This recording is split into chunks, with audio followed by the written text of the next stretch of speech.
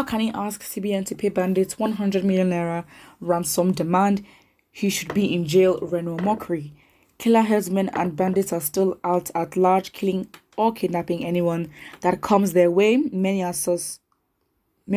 suspecting that some government officials are the ones funding the bandits, but no proof about that has appeared yet. While many condemn the actions of the bandits, there are some that take to supporting the bandits of social media.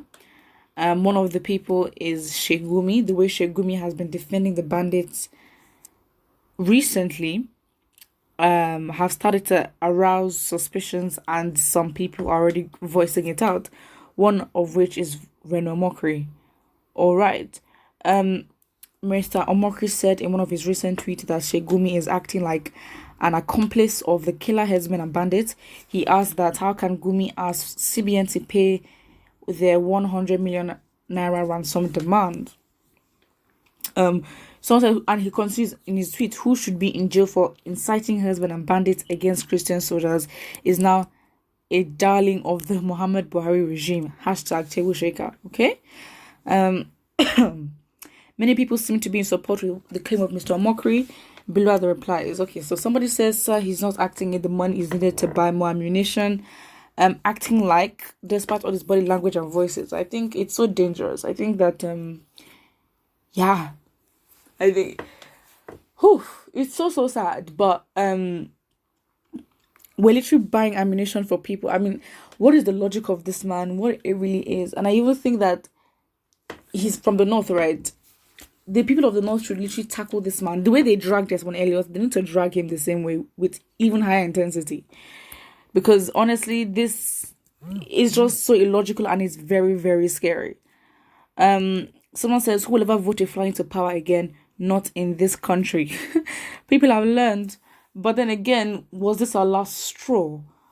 Was this the last?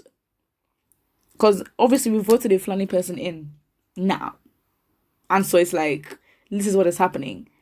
So technically, was this the final round? Like, can we come out of this? Or is this the final thing that will actually have Nigeria separated? Because when Nigeria is going, scary, I don't even think, because right now, Nigerians now understand that you can't just vote for anybody anyhow. I mean, one can argue that we should have learned it years and years before, but it has gotten progressively worse, and now we've learned it in a very hard way.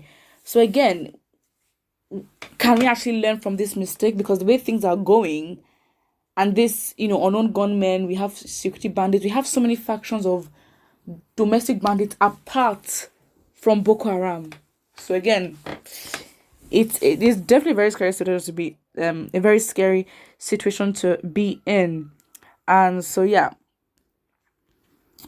Someone says, just because it's bigger than Nigeria government, but if it's Father Kuka presidency will split fire. Someone says he's the ringleader. GSS is busy chasing cloud.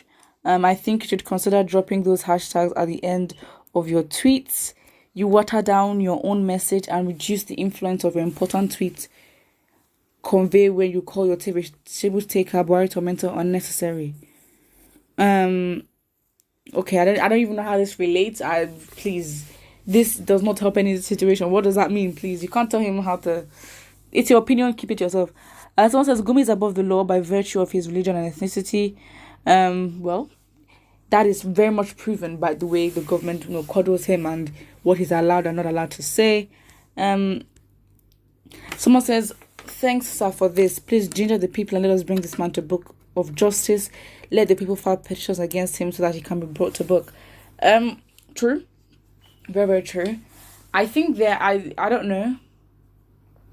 As this person says, ginger the people. I think that word, it's basically to provoke. We need to provoke ourselves. I don't know what's going to happen, but I just hope that the provoking will not be as a result of something that's even worse, where damage has just increased. Like, first of all, we understand that we're not ashamed of ourselves. Like, there's nothing to hold. There's nothing to defend about Nigeria apart from our tribes and where we come from and the origin, and that's it. But as Nigerians, not sure about that.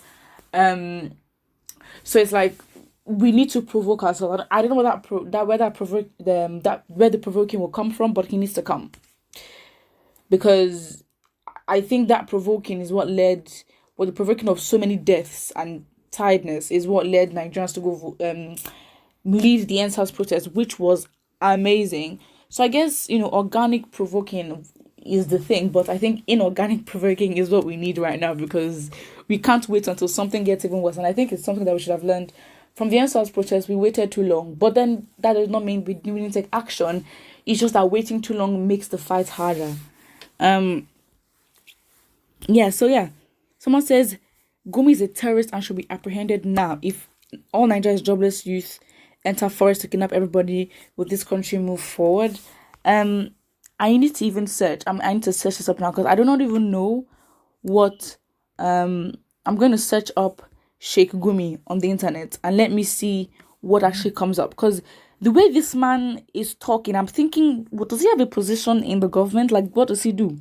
So it says Muhammad Abubakar Gumi is an Islamic cleric, a scholar, and former military officer with the rank of captain in the Nigerian Defense Academy. He's the current Mufti and Mufassir of the Kaduna, or at the Kaduna Central Mosque, Sultan Bello. So in previous years, he was part of the government, but right now he's not. I guess what he did previous time sort of gives him the confidence to give his opinion, which no one asked for. But yeah, right now he does not necessarily have the say. But then again, you'd argue that in the North, do they really practice the 1999 Constitution and the democracy that we think we practice? Like, do they actually?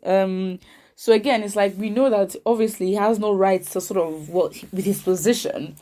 He has no rights. Even as citizens, we don't even have a right to talk the way this man is talking, and he's on the same class as us. So I don't understand where the confidence to, the confidence to say do this, do that to the government, and the government is listening. That does not make sense. Someone says, have you ever been to the North? Not all Northern youth are jobless, just as not all Southern youth have work to do. Mind your language. That is true. However, it's the stereotype. Not saying we should further stereotype.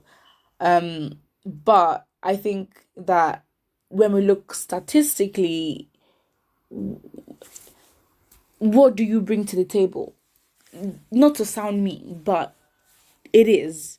And I think that North and the South is so much better, and the North is that. I think as Nigerians we need to come together and fight this, because all this Southern and Northern world doesn't make sense. Obviously our origin, fine. I think for us to actually be efficient in what we want, we need to have a family meeting. I don't know, a family meeting or Nigeria meeting, and be like, okay, fine, what do we want to achieve? Do you want to stay together or do you want to separate? So we know what we're working forward to. That's it. Put what you think in the comment section below, and don't forget to like and subscribe.